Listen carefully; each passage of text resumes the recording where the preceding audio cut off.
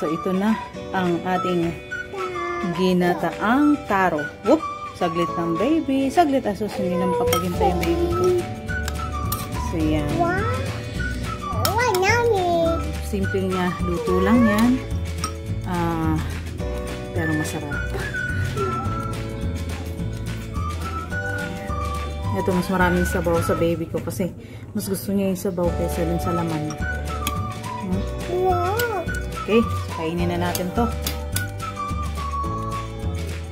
Ayan o, hindi mo kapag-hintay yan. Asog tayo dun. Asog tayo. Asog tayo. Yan, perfect. Yan. Yan. Yan. Yan. Yan. Yan. Nakikita na. So, ayan na. Yan. Time to eat. Merienda time. Yabi. Yum, yum ba yan? Yum, yum. Totoo. Totoo. Really? Totoo? Totoo. Sige. Kaya. Ganito. Ha? Ganito. Hindi daw? Mainit pa? Hindi naman. Pwede na?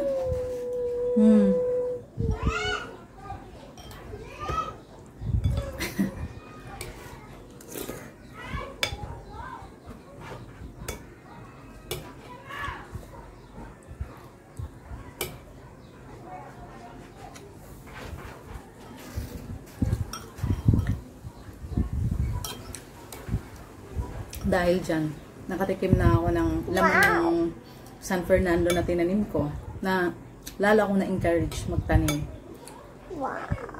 Magtanim ulit ng ganito. Pero ibang pamamaraan na. Susundin ko na yung pamamaraan namin sa Visayas na pagtanim nito, na mabuhaghag yung lupa at medyo mataas-taas ng konti, no? Yung parang mimic mo yung hillside, parang gano'n. Pinabundok ko, tinanim ko ulit kasi yung katawan nito eh.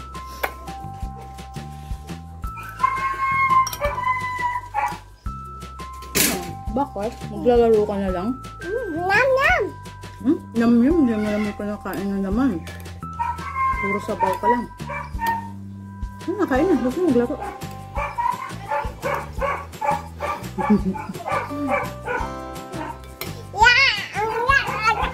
Yum yum.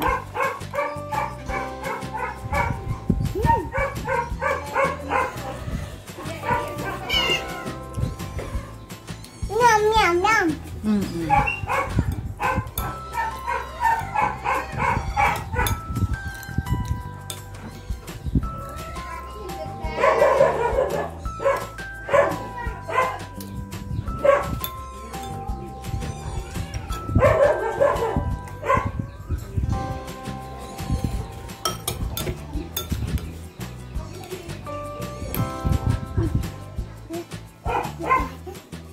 Dahil nakakabusog siya. Solid. Dada? Dada, lumabas.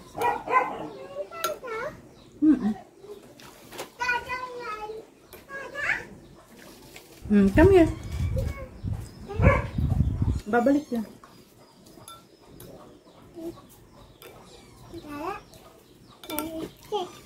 Come back here.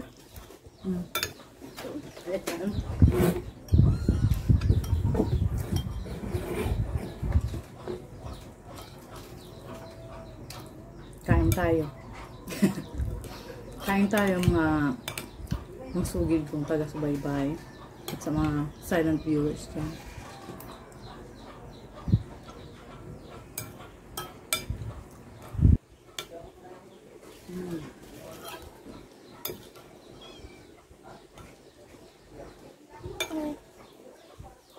Hindi ko nga ini-expect na magbubunga to kasi doon ko lang ito itinanim sa ano.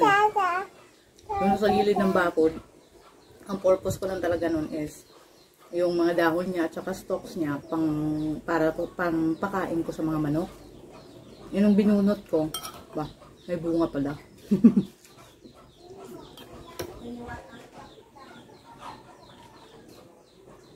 Bunga. Mali yata ako. Namang ugat. May tuber. Ayan. So, pangalawang luto ko na ito ng ginataang taro. Una ko niluto yung mga maliliit. Gusto naman yung medyo malalaki ng konti.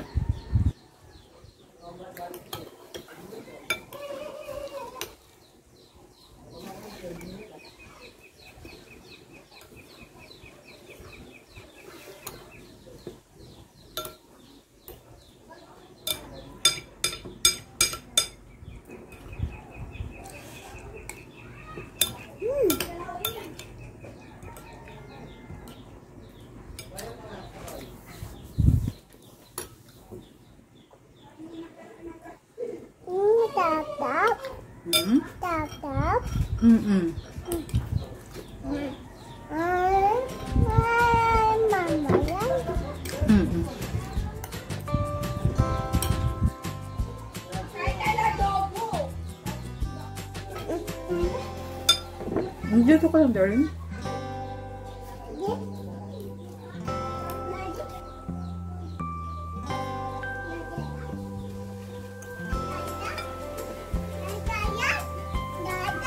Gaga? Andito na? Ang bakit? Grabe. Nakapangalahati pa lang ako. Busog na ako.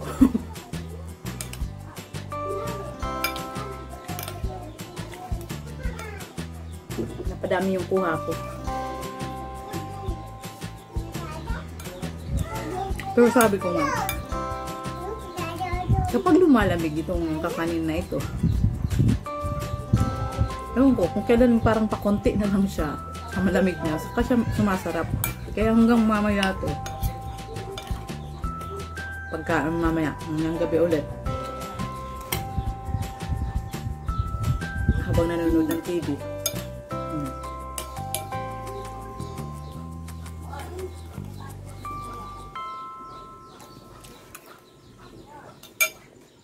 yan ang kagandahan pagka marami kang tanim sa paligid mo, no? Marami kang pwedeng lutuin. So you don't have to buy mga pamerienda, ganyan. Nauso ngayon yung merienda na, ano, yung mga pika-pika. Eh dito ganyan, may mga nagtitinda din sa labas. Madami actually yung nagtitinda, may mga rolling pa, nag-rolling. So, syempre, bibili ka pa nun, may halaga din. Hindi ka naman makakakuha ng libre lang. So, yun ang kagandahan. Pagka may ganyan ka, may pananim kang pwede mong ma-harvest, pwede mong lutuin, maganda. Kasi, baga ito, ang ginastos namin is yung gata. Dahil di pa nabumunga yung aming coconut. Kung namunga na sana yung coconut, hindi magagamit ko na rin yun, magiging zero cost na talaga siya.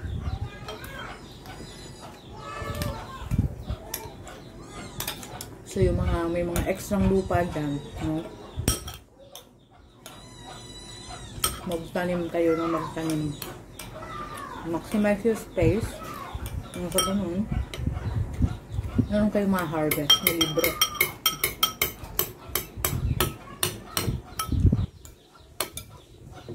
Siguro, yung isang balot ng ganito, mababa na siguro yung 20 pesos. Kaya ito, sa dami ng kinuha ko. Baka ito halagang ano na to, halagang 30. So, mas masarap. Kahit sa video ng gawa. Sumuko na yung anak ko sa kanina.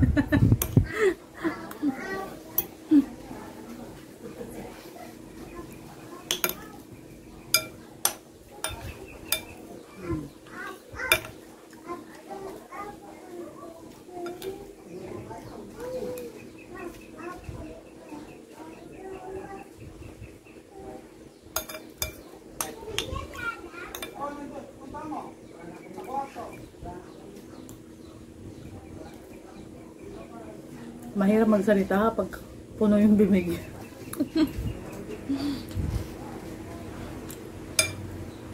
So, mahaba na itong aking video.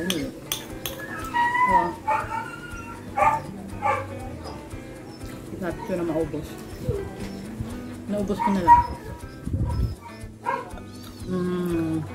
I would like to say thank you sa mga masulig kong mga taga-subaybay.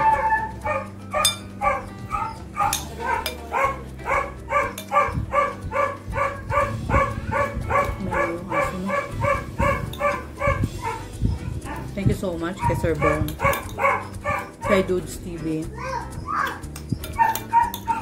Ma'am Nancy at Nancy TV Vlog.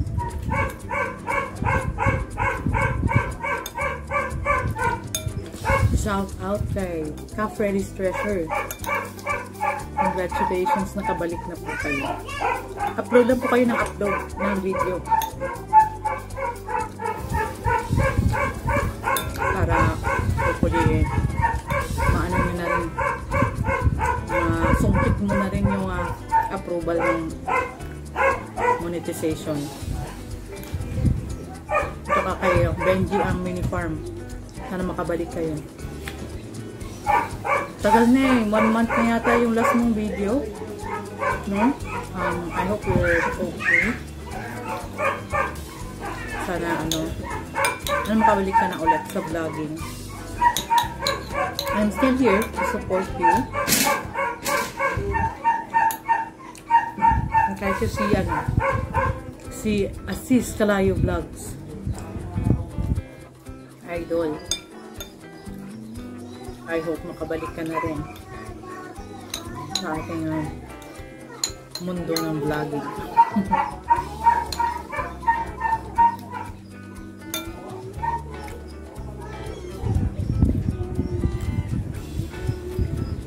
So grabe ang pinagdaanan ko bago ko naabot itong approval ng monetization, at parang I feel lang na yung kagustuhan ko rin na makatulong. Kasi ako, bago ko ma-achieve to, may mga tumulong sa akin. No? May mga tumulong sa akin. Hindi ko lang sarili kong diskarte lang. Meron ding tulong galing sa aking kapwa creator. Kaya, after 5 years ng vlogging, no, combination na yun ng iba ko pang channel. Ngayon ako nakatikim ng approval. So, hopefully naman makaipon tayo. Dahil siyempre, na-approval pa lang tayo, pero wala pa talaga yung yung inaasam kong kita. Kasi yun naman talaga ang purpose. Okay, hindi ako magpapakatlas.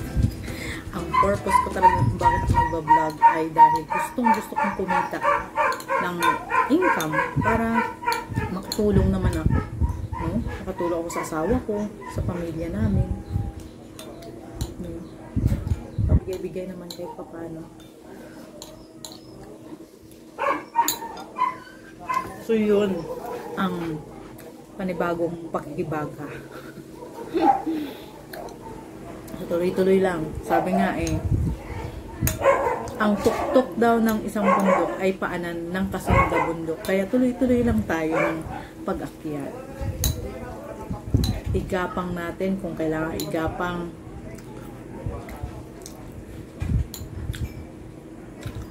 Humakbang tayo kahit maliliit na hakbang. Kasi it's better na humakbang ka kahit maliliit kesa maging static ka lang. Okay? Kasi walang mangyayari. Hindi natin ma-achieve yung ating goal kung hindi tayo kikilos, hindi tayo hahakbang. At napakalaking bagay, no? Kapag meron tayong mga kaibigan na totoong sumusuporta, talagang hinihila tayo pataas.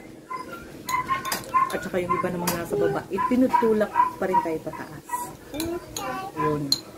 So dahil nga medyo nakaapak na ako sa kasunod na baitang, no? Ang plano ko naman makahatak naman din ako ng nasa ibabang baitang ko. Para may angat ko rin pareho kaming umangat. No?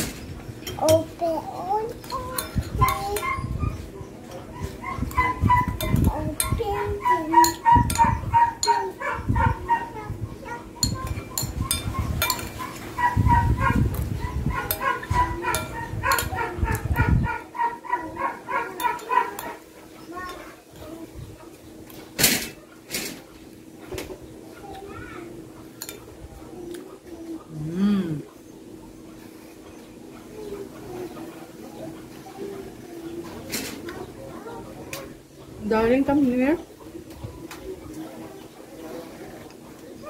Hello. Balik ka dito.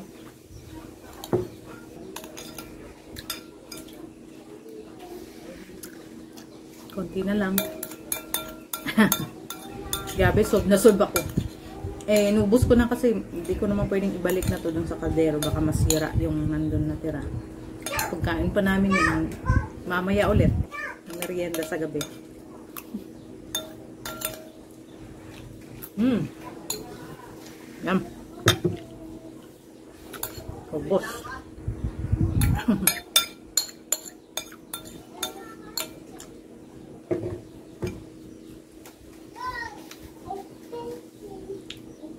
Okay, so tapos na tayo magmerienda.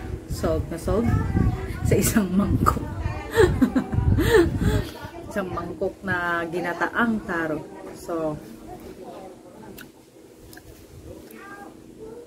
I hope na nagustuhan niyo yung ating simpleng video ngayon. Simpleng buhay sa probinsya. O imbis na bibili pa ng merienda sa labas, ay nagluto tayo ng ginataang taro. So, that's it for now. Maraming salamat sa inyong panonood. Don't forget to like and share this video. Don't forget to subscribe. And I hope na you opt to join our channel. Available ang aming membership from level 1 to 3. So, I hope na mag-opt kayo na mag-purchase ng membership. So, that's what I've said before. In purchasing our membership, don't think of the perks, but think of the chance na makapag-bless at makatulong sa amin. So, maraming salamat. That's it for now. Bye-bye. Let's roll.